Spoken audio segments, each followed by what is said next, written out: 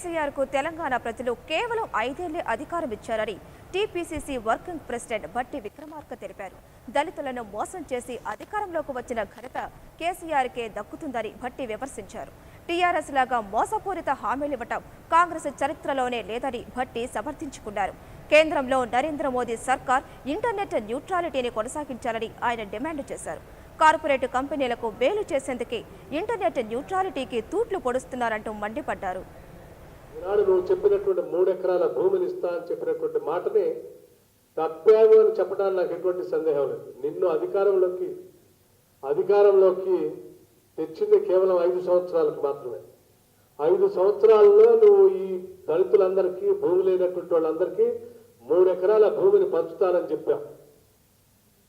నీ లెక్కల ప్రకారం, ఐకేపీ వాళ్ళ లెక్కల ప్రకారం సెంటు భూమి లేనటువంటి వాళ్ళు దాదాపు 7 లక్షల కుటుంబాలు దళితులు ఉన్నాయి.